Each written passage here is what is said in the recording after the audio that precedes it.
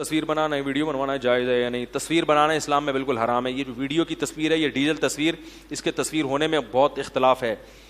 جو بہت سے علماء ایسے ہیں جو اس کو تصویر مانتے نہیں ہیں.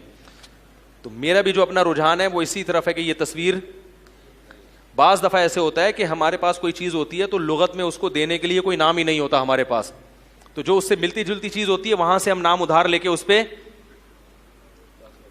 بولو بھائی. تو یہ جو ڈیجیٹل کیمرے سے جو ویڈیو بنتی ہے، یہ جو تصویر بنتی ہے، یہ رسول اللہ صلی اللہ علیہ وسلم کے دور میں تھی نہیں. جب یہ چیز وجود میں آئی تو ہمیں یہ اس جیسی لگی جیسی حرام تصاویر ہوتی ہیں، تو ہم نے وہاں سے نام ادھار لے کے اس پہ چشمہ کر دیا. تو اب اس کے وہ حکام نہیں ہوں گے جو اس کے حکام ہیں، کیونکہ بہت بڑے بڑے علماء یہ کہتے ہیں کہ تصویر کے لیے سب سے بنیادی شرط ہے اس کو قرار ہوتا ہے. اور ویسے بھی جو اسلام نے تصویر کو حرام قرار دیا نا، اس میں دو چیزیں بنیادی ہیں احادیث میں. ایک مزاحات لخلق اللہ، اللہ کی تخلیق کی نقل. تبھی حدیث میں آتا ہے جو تصویر بنائے گا اللہ کہیں گے میری نقل ماری ہے تو اب اس میں جان بھی ڈالو. ڈیجیٹل کیمرے کی جو تصویر ہے اس میں اللہ کی نقل نہیں ہے، کیونکہ اس میں انسان خود سے کچھ بھی نہیں کرتا. یہ وہی انسان جو ہے نا جو اللہ نے بنائے ہیں، انہی کو کیمرے کی اسکرین پہ، بولو بھائی، انہی کو کیمرے کی اسکرین پہ دکھائے. تبھی ہم عرف میں بھی یہ کہتے ہیں کہ آج ہم نے مولانا طارق جمیل صاحب کو ٹی وی میں دیکھا. کوئی یہ نہیں کہتا کہ ہم نے ان کی تصویر دیکھی ہے، یہ نہیں کہتا وہ. تو اس میں اللہ کی نقل نہیں ہے، اس میں مزاحات. دوسرا تصویر تھی بت پرستی اور شرک کا ذریعہ. تو بت پرستی اور شرک کا جو ذریعہ ہے وہ تصویر ہے جو قابل تعظیم ہوتی ہے، جو گھروں میں لٹکائی جاتی ہے. ڈیجیٹل کیمرے کی جو تصویر ہے اس میں کہیں بھی تعظیم کا عنصر، ایسی تعظیم جو آپ کو عبادت کی طرف لے کے جائے. آج بھی دنیا میں جہاں بھی تصویر کی عبادت ہوتی ہے وہ دیواروں پہ لٹکی ہوئی اور چسپاں ہوئی بھی تصویروں کی عبادت ہوتی ہے. سمجھ میں نہیں آ رہی میرا خیال ہے بات؟ کبھی بھی ایسا نہیں ہوتا کہ کیمرے کی تصویر کی کوئی عبادت کر رہا ہو، کیونکہ وہ جیسے ہی آپ موبائل آف کریں گے وہ کیا ہو جائے گی، کیونکہ وہ لہریں ہوتی ہیں جو 2 منٹ میں غائب ہو جاتی ہیں، اور وہ کبھی بھی تصویر کی شکل میں محفوظ بھی نہیں ہوتی. وہ ڈیجیٹل فارم میں محفوظ ہوتی ہیں، 0101 کی فارم میں. پھر اسی عمل کو ریورس کر کے دوبارہ لایا جاتا ہے، پھر وہ غائب ہو جاتی ہے. تو اس میں جو شرک پھیلنے کا جو تصویر ذریعہ تھی اس کا ذرہ برابر بھی شائبہ نہیں ہے. اور آخری بات یہ کہ بالفرض مان لیا جائے کہ یہ وہی تصویر ہے جس کو نبی نے حرام قرار دیا، تو میرا اس پر ایک تفصیلی بیان ہے. دیکھو نبی صلی اللہ علیہ وسلم نے جس حدیث میں کتے کو حرام قرار دیا نا، کتا پالنا، اسی حدیث میں تصویر رکھنے کو بھی حرام قرار دیا ہے. بات آ رہی ہے سمجھ میں؟ اور جو وعید کتا پالنے پر ہے وہی وعید تصویر رکھنے پر بھی ہے کہ فرشتے داخل نہیں ہوتے. لیکن کتا، اس کی شکار کے لیے بھی ہمیں اجازت دی گئی. بات آ رہی ہے سمجھ میں؟ اور گھر میں رکھوالی کے لیے،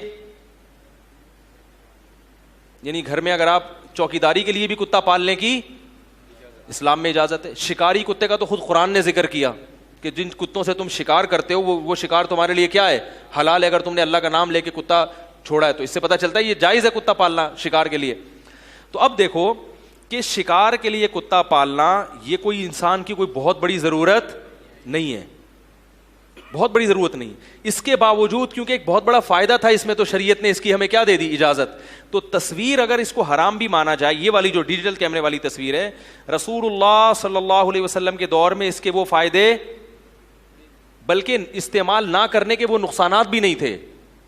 تو اگر یہ فائدے رسول اللہ صلی اللہ علیہ وسلم کے دور میں ہوتے تصویر کے، کہ تبلیغ کا اتنا، یہ ڈیجیٹل کیمرے والی تصویر کی بات کو، تبلیغ کا اتنا بڑا ذریعہ بن رہی ہے، اور آپ میڈیا وار میں دوسروں سے پیچھے رہ جاؤ گے.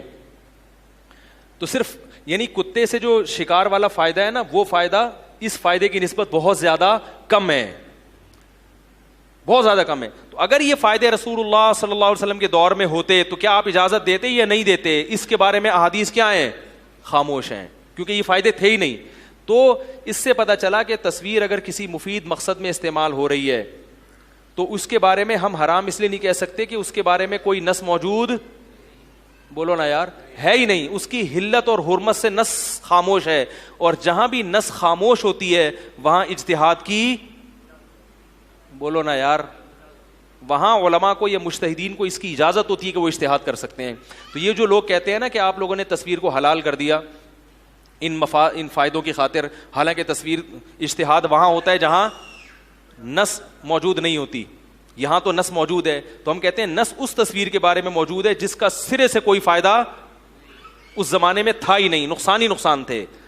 اس تصویر کے بارے میں جس کے اتنے سارے فوائد ہوں کہ میڈیا وار میں آپ کے لیے اس کے بغیر اس جنگ میں میدان میں اترنا ممکن ہی نہیں ہے. یہ فائدے اگر ہوتے, اس کے بارے میں نس موجود ہی نہیں ہے, وہ حلال یا حرام ہونے کی بات کرے تو الگ بات. جہاں نس موجود نہیں ہوتی وہاں کیا ہوتا ہے, اجتہاد ہوتا ہے. تو اگر کتے کے مسئلے پر تصویر کو قیاس کیا جائے تو ایک شکار کے لیے جب کتا پالنا جائز ہے تو میرے بھائی پوری دنیا میں ایک اسلام کی تبلیغ کے لیے یا اپنی بات پہنچانے کے لیے یہ حکمت تو شکاری کتے سے کئی گنا زیادہ ہے. اور جو علماء ڈیجیٹل تصویر کو علی الاطلاق حرام کہتے ہیں, پھر ہمارے پاس ایک الزامی جواب بھی ہے. ہم کہتے ہیں اگر یہ بالکل بھی حرام ہے, یعنی جہاں فائدہ ہو وہاں بھی جائز نہیں ہے, تو پھر عمرہ کرنا کیسے جائز ہو گیا؟ کیونکہ آپ کو عمرہ کرنے کے لیے بھی تصویر کھنچوانا, بولو بھائی, ضروری ہے. حالانکہ وہ تو فرض بھی نہیں ہے. چلو حج میں تو ہم کہتے ہیں فرض ہے, تو وہ کیسے جائز ہو گیا؟ یا کسی ملک دنیا میں گھومنے کے لیے وزٹنگ ویزے کے لیے آپ ملیشیا جا رہے ہیں, تو ساری دنیا جاتی ہے, علماء بھی جاتے ہیں, تو وہاں کیسے جائز ہو گئی؟ تو جب ایک وزٹنگ کے لیے آپ کے لیے تصویر کھنچوانے کی اجازت ہے, تو ایک میڈیا وار میں غیر مسلموں کا مقابلہ کرنے کے لیے آپ اس کو حرام قرار دیں, تو یہ بات ہماری رائے کے مطابق, یعنی علم اور حکمت کی ہماری نظر میں یہ اتنی مضبوط بات, بولو بھائی, نہیں ہے.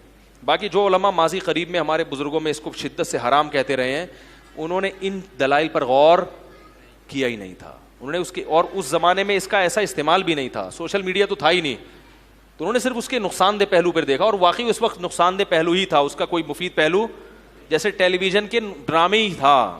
اتنا فاسٹ میڈیا کہ ایک آدمی آگے ٹی وی میں ایک بات کہتا ہے اور کروڑوں تک وہ بات پہنچتی ہے, اور ٹی وی میں مذہبی چینل بھی بن گئے ہیں. تو وہ اس دور میں وہ مفتی ولی حسن صاحب جو اتنے بڑے بزرگوں میں سے ہیں, ان کو بھی اس کے ناجائز کہنے پر اشکال تھا. ڈیجیٹل تصویر, ان کی تحریر موجود ہے.